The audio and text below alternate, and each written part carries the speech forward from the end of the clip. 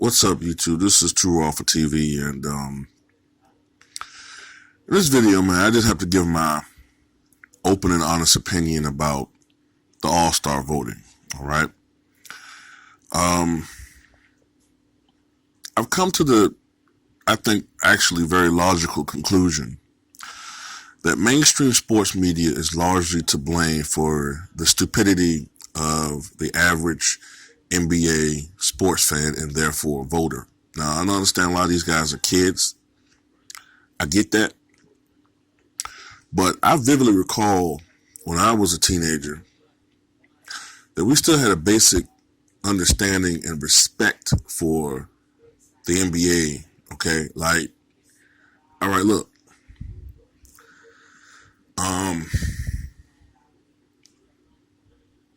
we understood the pecking order. Let's just go with 1997. All right. To me, the pecking order back then: Michael Jordan, probably Shaquille O'Neal, King Olajuwon. All right.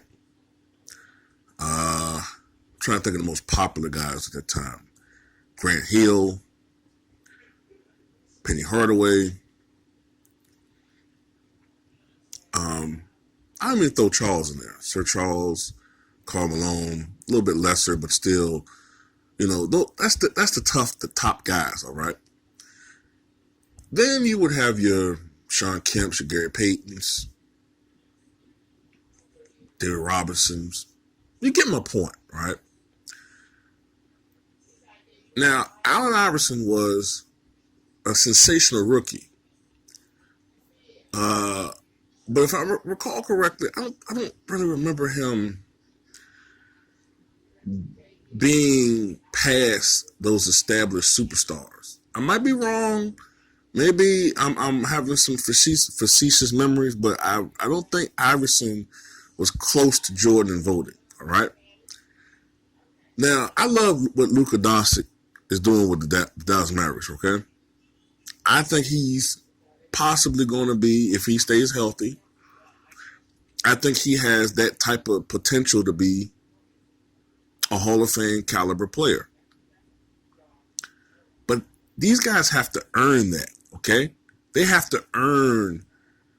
Like, I'm not hating on Luka, but for him to have more votes than guys like Kevin Durant and James Harden, come on now. You can't tell me that isn't anything more than the influence of ESPN on these young and impressionable kids, man. Look at the people who are at the top.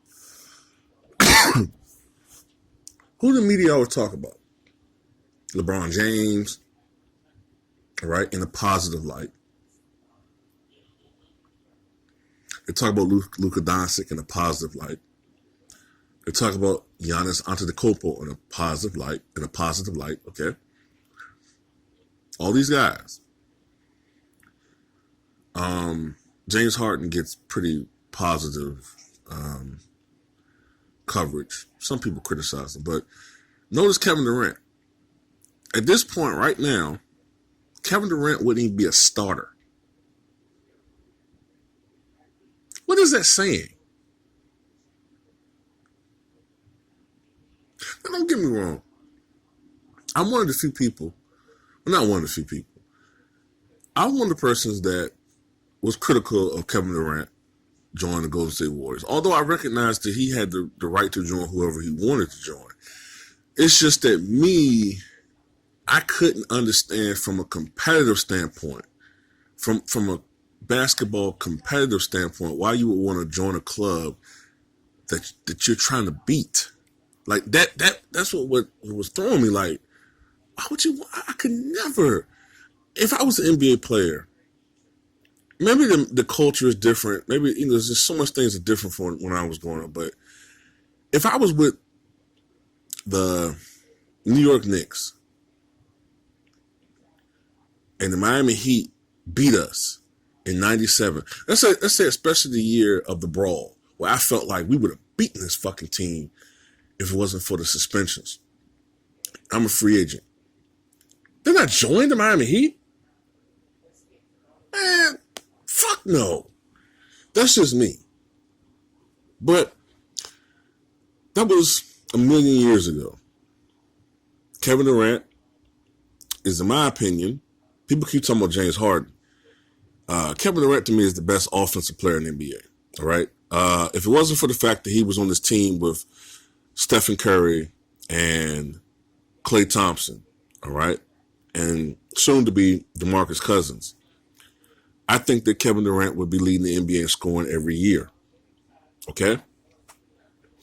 I think that he's the best offensive player in the NBA. But he does get a lot of negative publicity. I know there's an old saying that any publicity is good publicity, but I don't know, not when it pertains to the NBA. You know what I'm saying? Like, for him to be behind Luka Doncic and Paul George, and there's no knock on those guys, but Kevin Durant should be right there with LeBron James. Now, I'm going to have to go there with this. I think Kyle Kuzma is okay. I think he deserves a little bit more votes from. I'm going off memory. I looked at it earlier. I think Kyle Kuzma deserves more votes than what he has. I love Derrick Rose. I'm not hating on him. I think he should be just a tad bit lower. But hey, people love Derrick Rose. That's a good thing. I got to go there with this. How in the fuck does Lonzo Ball have 500-some thousand votes?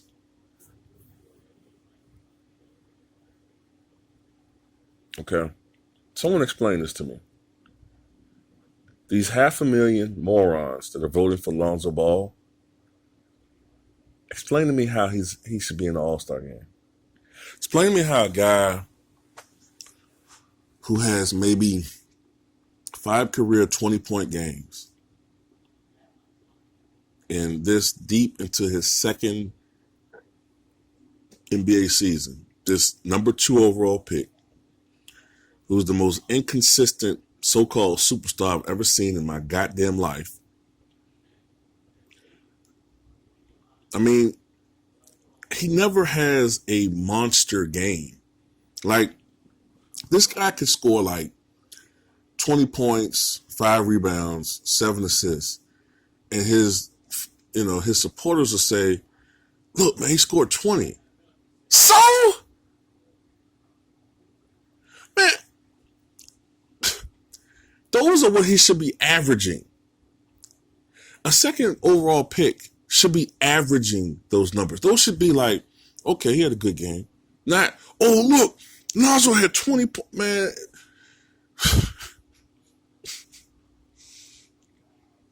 Kyle Kuzma put up 41 points. He put up 41 points last night. And motherfucking Lonzo Ball fans will be tripping over a 20-point night.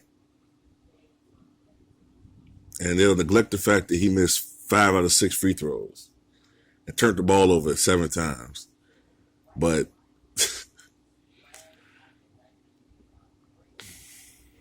Lonzo Ball, I said this before. I think I said it in Ticket TV's chat room, man, earlier.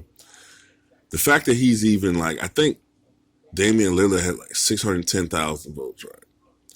The fact that Damian Lillard is that relatively close to Lonzo Ball is an insult to Damian Lillard.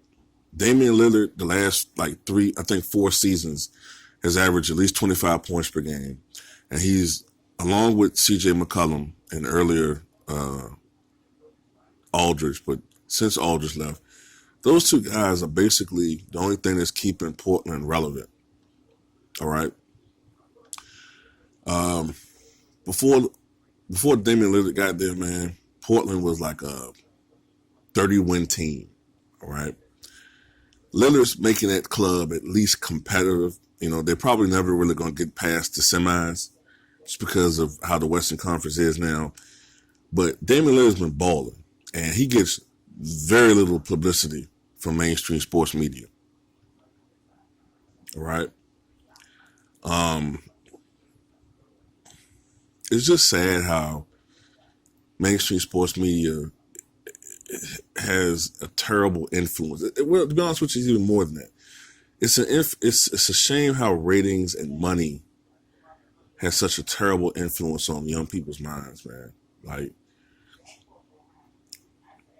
I don't know, man. I think it's a shame that Kevin Durant is fourth. He's a back-to-back NBA Finals MVP. And if he wanted to play long enough, he could threaten a lot of NBA records. People always talk about LeBron James, LeBron James, LeBron James. Kevin Durant, as big as he is, 6'10", 6'11", he's the type of guy that could play a very long time. And his game consists of more than just bullying to the basket. You know, I mean, LeBron's great, but I mean, people really kind of disrespect Kevin Durant, man, a lot. Jesus. You know, I used to be a huge Kevin Durant critic, man. I was a prick toward the dude, man. But that's just a shame, man. I mean, the average NBA fan, man, like everything that I've been suspecting for so long on YouTube, interacting with so-called basketball fans, and you see this shit, this is confirmation of the idiocy of the modern day NBA fan and sports fan. It's the casuals rule, man. But they'll argue with you up and down about what you don't know. But then you wonder why we have this dude in the White House, man. But that's a whole different story. But tell me what you guys think, man.